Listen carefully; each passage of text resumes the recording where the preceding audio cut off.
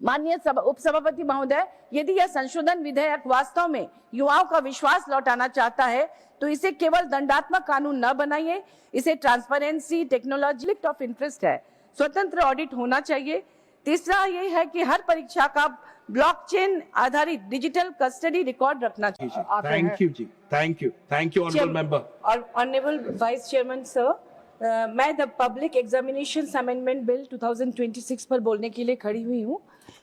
भारत में हर वर्ष अनुमानतः 5 से 7 करोड़ से अधिक अभ्यर्थी विभिन्न सार्वजनिक परीक्षाओं में भाग लेते हैं।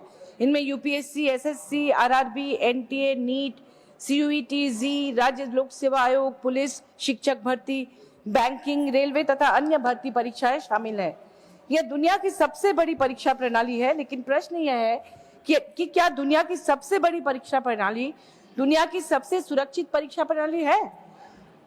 दुर्भाग्य से उत्तर नहीं में है। इन परीक्षाओं के पीछे केवल प्रश्न पत्र नहीं होते, इनके पीछे किसी किसान का खेत गिरवी होता है, किसी मजदूर की जीवन भर की बचत होती है, किसी माँ के गहने बिके होते हैं, किसी बेटी के सपनों की पूरी दुनिया होती है। सरकार यह संशोधन लेकर आई है।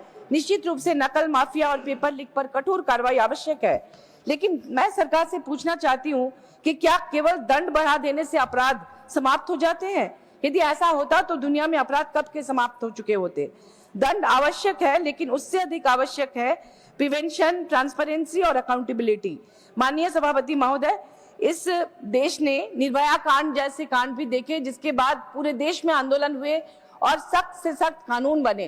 क्या उसके बाद रेप के मामले खत्म हो गए या देश की महिलाएं सुरक्षित हो गईं? दुनिया के कई देशों ने केवल कठोर कानून नहीं बनाए, बल्कि सिस्टम डिजाइन बदला। फिनलैंड ने परीक्षा प्रणाली में डिजिटल सुरक्षा, सीमित प्रश्न बैंक और उच्च स्तर का शिक्षक प्रशिक्षण लागू किया।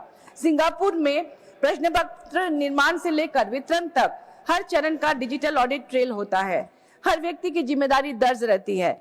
दक्षिण कोरिया में college scholastic ability test CSAT के दिन पूरा प्रशासन परीक्षा को राष्ट्रीय मिशन की तरह संचालित करता है। यूनाइटेड किंगडम में परीक्षा नियामक संस्थाएं नियमित रूप से स्वतंत्र ऑडिट कराती हैं। एस्टोनिया दुनिया के सबसे डिजिटल देशों में है।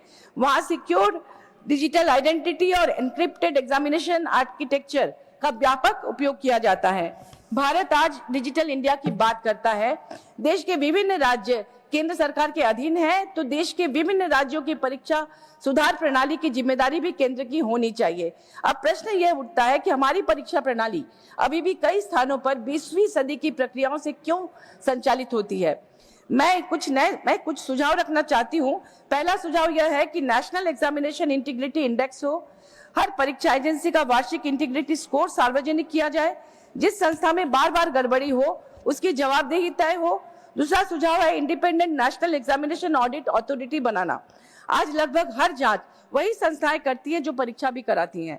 यह कॉन्फ्लिक्ट ऑफ इंटरेस्ट है, स्वतंत्र ऑडिट होना चाहिए। तीसरा ये है कि हर परीक्षा का ब्लॉकचेन आधारित डिजिटल कस्टडी रिकॉर्ड रखना चाहिए। किस समय किस अधिकारी ने प्रश्न पत्र देखा, किसने डाउनलोड किया, किसने प्रिंट किया, सबका स्थायी रिकॉर्ड बने, रिकॉर्ड बदला न जा सके।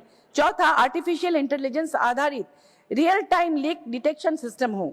यदि सोशल मीडिया पर परीक्षा से पहले असामान्य प्रश्न वायरल हो तो AI स्वतः अलर्ट जारी करे। पांचवा, देश भर में प्रोटेक्टेड विसल ब्लोअर पोर्टल का इस्तेमाल किया जाए। जो कर्मचारी या अधिकारी गड़बड़ी की सूचना दे उसे कानूनी सुरक्षा और पुरस्कार मिले। छठा, हर बड़ी परीक्षा के बाद इंडिपेंडेंट सोशल ऑडिट रिपोर्ट संसद के पटल पर रखी जाए।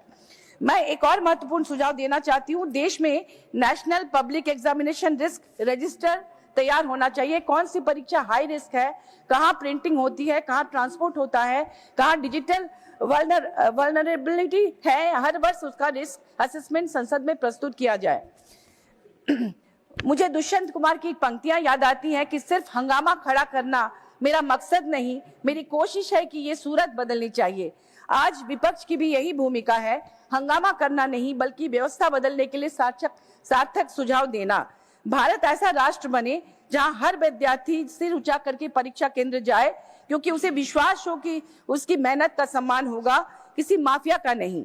गुरुदेव रविंद्रनाथ ठाकुर की पंक्तियां हैं, जहां मन भय से मुक्त हो और मस्तक ऊंचा हो, माननीय उपसभापति महोदय, यदि यह संशोधन विधेयक वास्तव में युवाओं का विश्वास लौटाना चाहता है तो इसे केवल दंडात्मक कानून न बनाइए, इसे transparency, technology, accountability, federal coordination और स्टूडेंट राइट्स का व्यापक कानून बनाइए, तभी यह कानून इतिहास में याद किया जाएगा। अन्यथा यह केवल एक और संशोधन बनकर रह जाएगा।